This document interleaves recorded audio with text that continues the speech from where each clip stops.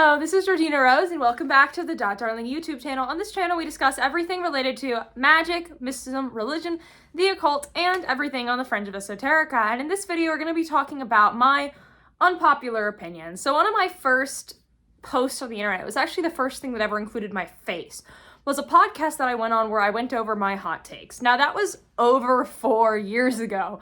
So I feel like revisiting my unpopular opinions would actually be a pretty useful thing, because obviously over those years, my practice has evolved, my work online has evolved, my views have evolved, as I would hope are yours. If you've been with me through this whole journey, I hope you feel differently than you did 4 years ago, and hopefully in 4 years, we all feel different again too.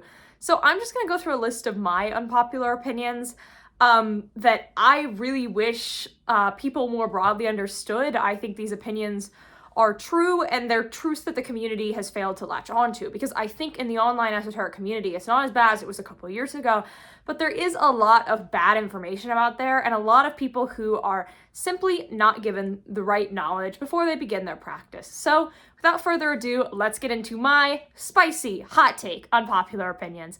My first unpopular opinion is that we call things witchcraft online that are not witchcraft all the time. Not all magical practices are witchcraft. In fact, the majority really are not. Witchcraft is actually a pretty specific thing. Historically, witchcraft was defined in a specific way, and in modern witchcraft traditions, if you look at things like the Sabbatic craft, it also has a pretty specific definition. The book that I would say nowadays most sums up the witchcraft current and the sort of spirit to would be Apocalyptic Witchcraft by Peter Gray, but generally it is, as I would define, a path that involves using liminal energies, liminal spaces. There's an element of transgression. That is one of the most consistent definitions of witchcraft, that it embraces the taboo, it transgresses, and that it is more focused on the inner power than necessarily spirit invocation, evocation that you would see in something like theurgy, which is the sort of divine art of magic where you are calling on gods to do things on your behalf and to connect with them and get close to them like you would in a more mysticism-driven practice.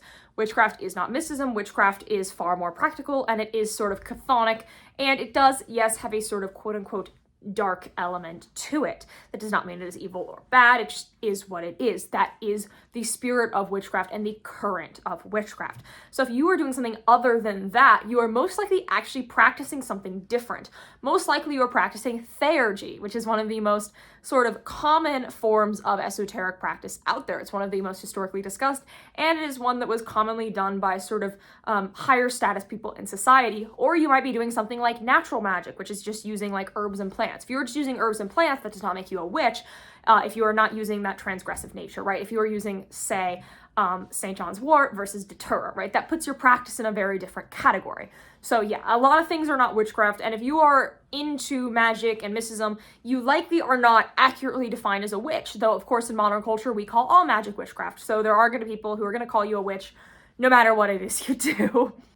So my next hot take is related to the term left-hand path and right-hand path, a dichotomy that is often presented in Western occultism. You're either left-hand path or you're right-hand path, and you're just one of these two things. Now, on a colloquial sense, I think in the West, these terms have kind of just meant dark, right? If you have a dark practice, well, you're left-hand path. If you have a light practice, you're right-hand path.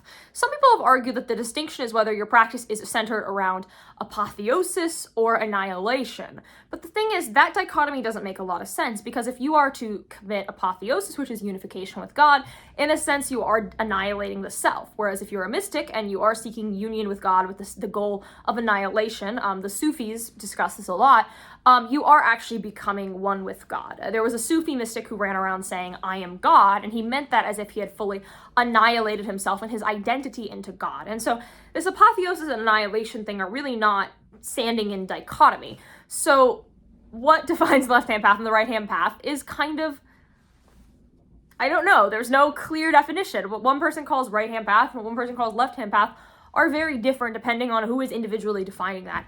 In the Hindu tradition, where this term comes from, it meant a practice that is centered around the taboo, and that's a clear definition that makes sense. But in the West, we either need to drop these terms or come up with some sort of definition that makes sense, because right now, I do think these terms are kind of useless terms, and are really, really subjective. My next hot take relates to the practical elements of doing a ritual, and that would be tools. So a lot of people, when they get into stuff, especially ceremonial magic, they see these really elaborate setups with so many tools, all these really fancy things, and having all those tools can get expensive and complicated really fast. And the truth is, you really don't need that many tools. And I firmly believe you should not buy tools unless you know what they are used for and why. A lot of rituals, you really need almost nothing. In fact, literally having nothing and just being alone with divinity and using your voice or even just your mind can create an effective ritual. There are, of course, some rituals that require tools for the ritual to function. But even in those cases, you can always DIY or sometimes even make substitutions to something similar. You do not need to go out and get a ton of tools when you start. As you go along, you probably will acquire tools, and that's completely great, but a ritual doesn't need a lot of tools. Some do, but most don't. So just keep that in mind and don't get a little bit of a shopaholic thing going on with your practice. My next hot take is probably one of my most controversial opinions that I've ever shared, and that is my belief in determinism. So this always gets people's feathers ruffled, and I would expect most people watching this video are not going to agree with me on this one. Most people don't. I've had little debates on my podcast about this take. And what determinism means is that everything is set in fate, right? Everything is determined. The future is set. And I actually came to that opinion over time. I did not originally hold this opinion. In fact, if you asked me in the past, I probably would have laughed at this opinion. Like, that's crazy.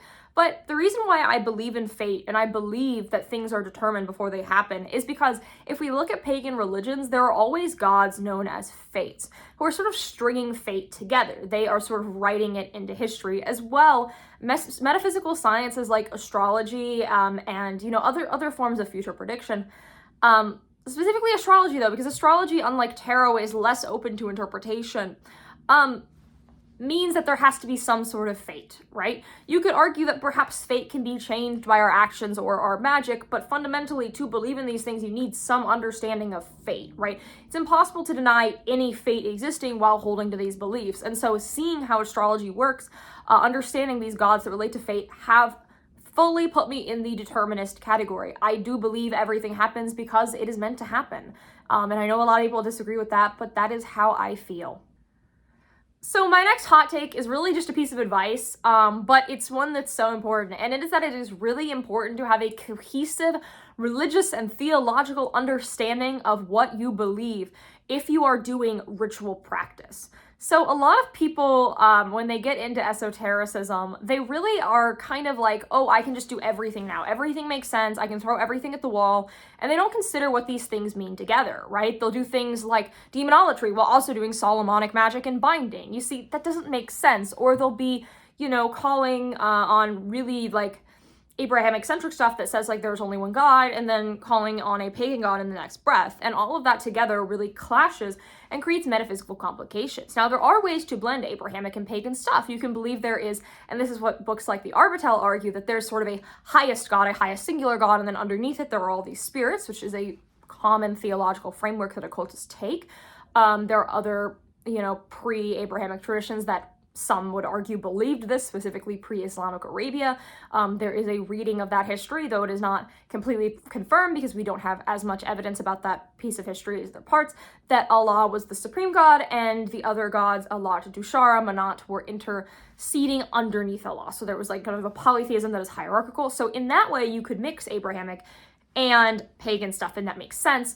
But there are some things that just, you need to iron it out, because at the end of the day, our relation with spirits are relationships.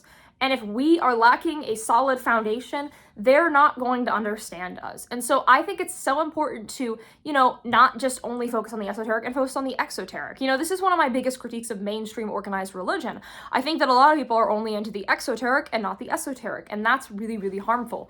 But you don't want to do the opposite thing. The only outlier to this would be if you believe in something like chaos magic, right? But even then, chaos magic is actually a theology and worldview, right? There's still something rooting you there, some sort of anchor that makes it all fit together. So be considering these things, be asking yourself these questions, and be constantly contemplating to understand, like, what is my perspective? What am I viewing all the mysteries from? Because that will really make or break your practice after a certain point. My next hot take is about the soft polytheism versus hard polytheism debate. So in the pagan world, there are kind of two major schools of thought in the nature of the gods. There are sort of subcategories underneath this, but these two categories are really what it all comes back to, and that would be soft polytheism and hard polytheism. Soft polytheism is the belief that the gods are not wholly separate entities. They all link together. Perhaps it is sort of a, in some forms of Vedic religion's understanding, that they are all faces of one central emanation divinity. This is kind of how I feel. A lot of Hermetic traditions also view it this way.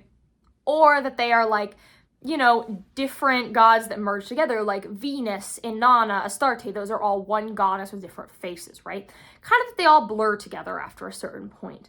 But since they are so distinctive, you do actually work with them and interact with them as if they are separate gods. You can take this really far, which is the position that I hold, that everything is actually an emanation of the divine. I believe literally everything is divine. It's pantheism, not pantheism. There's a little bit of a distinction there.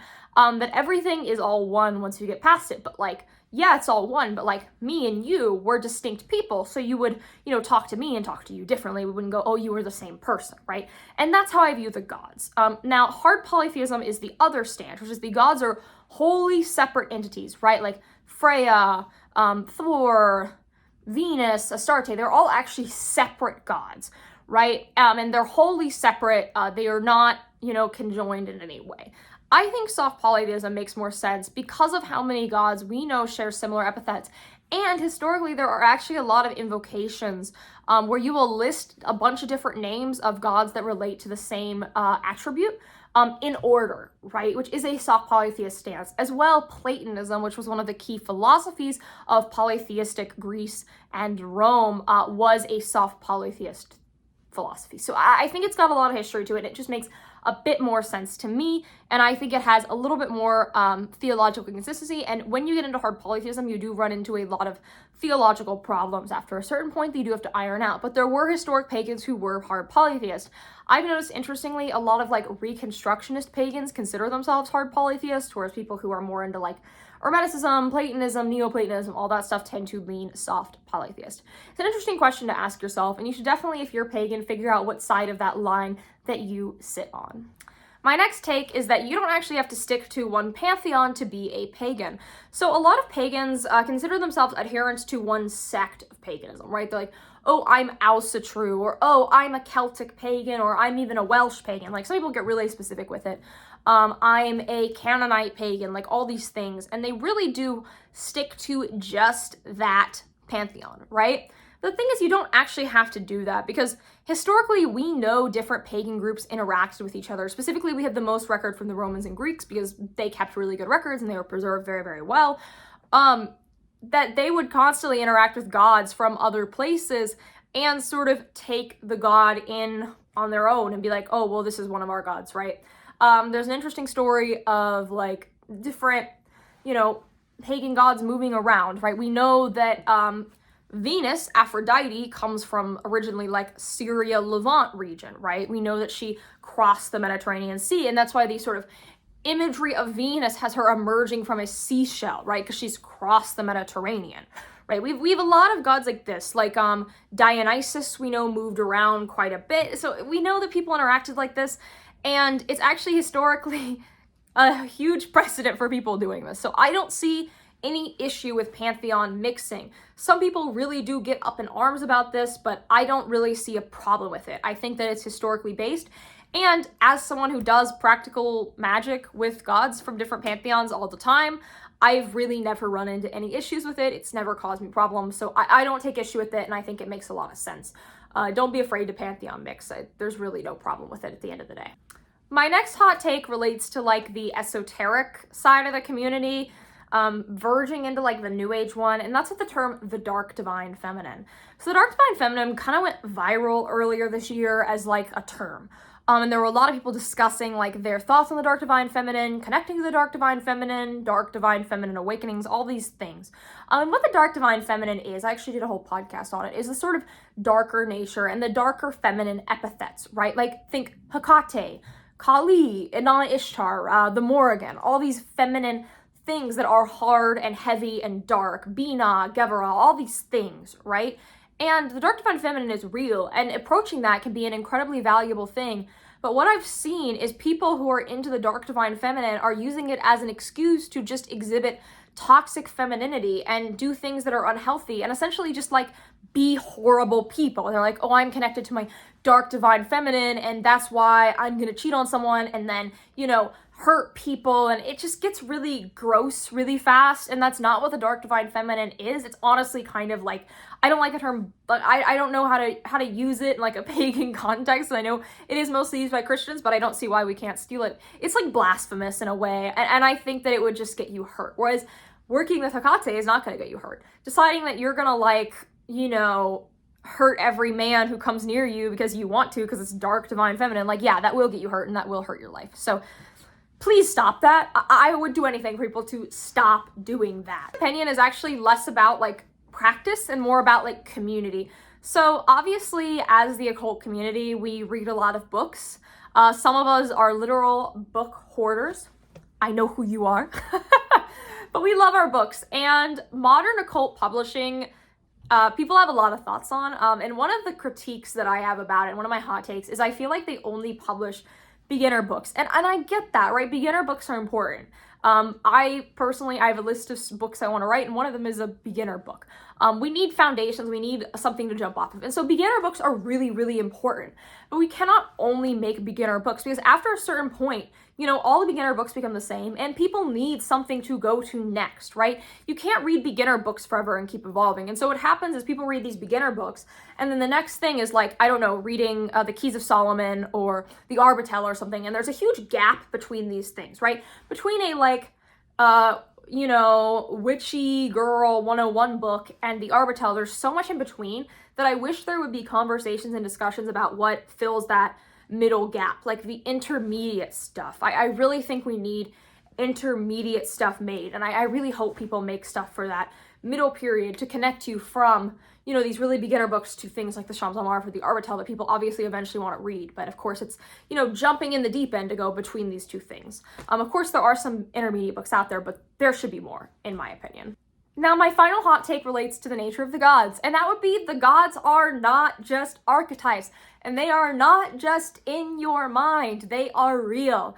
So a lot of people get into archetypes, and I actually really like archetypes. I think archetypes are very, very helpful, but the gods are not just archetypes, they are literal gods.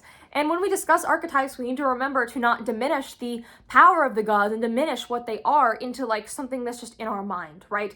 I don't like the psychological paradigm, which is the idea that everything's mental, right? There's nothing external. And obviously the mental is a component, right? We all know that, but the mental is not everything. There are things that are external and are beyond us that we should believe in and understand in, and know that we are not like the only thing out there, right? They are not just archetypes, they are literal gods, and that's something that I really wish people thought about more and considered more. So that's all my hot takes for this video. I hope you guys found something interesting. I'm sure you won't agree with all of them. I know some of these are kind of controversial opinions, but if you don't agree with them, hopefully it still gives you food for thought. Comment your thoughts below. I'd love to hear what you think. And what are your unpopular opinions? What are some of your spicy hot takes? Anyways, this has been Georgina Rose. You can find me on Instagram, Telegram, Twitter, TikTok, and Patreon. Patreon is how I'm supported. If you join the Patreon, you get all the videos early. You get extra videos every month, ritual guide, and you get to meet with me. All right, see you guys in the next one. Bye!